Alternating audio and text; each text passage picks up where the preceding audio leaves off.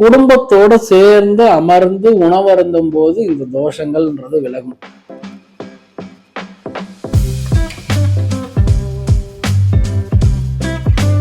இந்த ஃபேமிலியில உள்ள எல்லாருமே பௌர்ணமி அன்னைக்கு ஒரே பிளேட்ல வச்சு அப்படி சாப்பிட்டுட்டே வாங்க. அதாவது ஒரு பிளேட்டை வந்து சென்டர்ல வச்சிருங்க.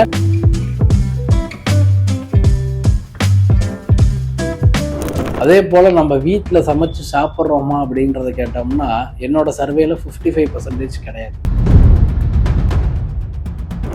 இந்த நாட்கள்ல இந்த வேலையில இந்த பழங்களை சாப்பிடும் போது என்னென்ன மாதிரியான விஷயங்கள் நடக்கும்ன்றது. அனைவருக்கும் வணக்கம். நான் உங்கள் ஜோதிடர் சிவதனுஷையர். இன்னைக்கு நம்ம பார்க்கக்கூடியது, பெரும்பாலும் சந்திக்கக்கூடியது என்னன்னா, நம்ம வீட்டுல வந்து எல்லாருமே சேர்ந்து உட்காந்து உணவு சாப்பிட்றோமா அப்படின்றத கேட்டோம்னா கண்டிப்பா கிடையாது. இதனால என்ன பிரச்சனைகள் வருது அப்படிங்கிறத பார்க்கும்போது குடும்பத்துல தேவையில்லாத சண்டைகள் வருது.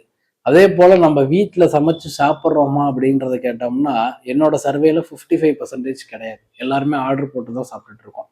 ஸோ அதெல்லாம் அவாய்ட் பண்ணிட்டு, அதாவது இதுக்கும் கிரகத்துக்கும் நிறைய சம்பந்தம் உண்டுங்க. வாழ்வியல்ல 9 கிரகங்களும் 12 பாவங்களும் நம்மள வந்து நம்ம காலையில ஏஞ்சி பிரஷ் பண்றதுல இருந்து நைட்டு தூங்க போற வரைக்கும் இயங்கிட்டே தான் இருக்கு. அது மாதிரி பார்க்கும்போது குடும்பத்துல வந்து அடிக்கடி சண்டை வரத நிறைய பேர் கேக்குறீங்க.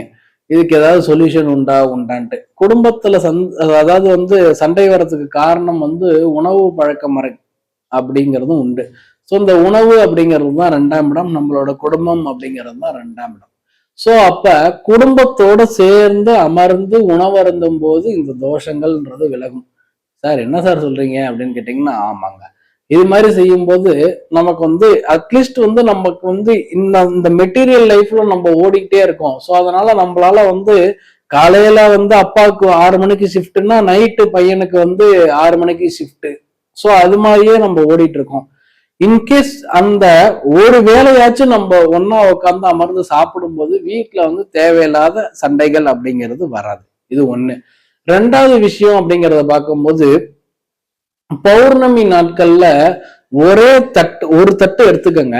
மாதுளம்பழம் விற்கும். அந்த மாதுளம்பழத்தை வந்து முத்துக்களாக உரிச்சு இந்த ஃபேமிலியில உள்ள எல்லாருமே பௌர்ணமி அன்னைக்கு ஒரே பிளேட்ல வச்சு அப்படி சாப்பிட்டுட்டே வாங்க. அதாவது ஒரு பிளேட்டை வந்து சென்டர்ல வச்சிருங்க. 4 பேரும் இந்த பக்கம் உட்காந்து, அந்த 4 பேர் இருக்கீங்கன்னா 4 பேர், 5 பேரா இருக்கீங்கன்னா 5 பேர், இல்ல ஜாயின்ட் ஃபேமிலியா இருக்கீங்கன்னா ஒரே தட்டை வச்சுட்டு ஆளுக்கு கொஞ்சம் ஒரு கைப்பிடி அள்ளி சாப்பிடும்போது, இந்த பௌர்ணமி நாட்கள்ல நீங்க வந்து சாப்பிடும்போது குடும்பத்துல ஒற்றுமையும் அந்யோன்யமும் ஏற்படும். சார் இது கணவன் மனைவி பண்ணலாமா, பிரிவினையா இருக்குன்னா தாராளமா செஞ்சு பாருங்க. இது வந்து என்ன பண்ணும்னா ஒரு வசீகர தன்மையை ஒருத்தவங்களுக்கு மேல ஒரு இன்ஃபாக்சுவேஷனை ஏற்படுத்தி விட்டுரும். இது ஒண்ணு. 2வது விஷயம் அப்படிங்கிறத பார்க்கும்போது, இந்த குடும்பத்துல அடிக்கடி ஏற்படக்கூடிய சண்டைகள். அதாவது சார் என் பையன் வந்து வந்தாலே திட்டுறான், என் பொண்ணு வந்தாலே திட்டுறாங்க, எங்களுக்கு மரியாதையே இருக்க மாட்டேங்குது. அதாவது அப்பாவை கேட்டா வந்து பையன் சொல்றாரு, பையனை கேட்டா வந்து அப்பா சொல்றாரு. இது மாதிரி இருக்கிறவங்களும் இந்த பௌர்ணமி அன்னைக்கு இந்த பரிகாரத்தை செஞ்சு பாருங்க. ரொம்ப சூப்பரான ரிசல்ட்ஸை உங்களுக்கு தரும். இதெல்லாம் வந்துங்க சித்தர்கள் கூறிய ஒரு சூட்சம பரிகார முறை.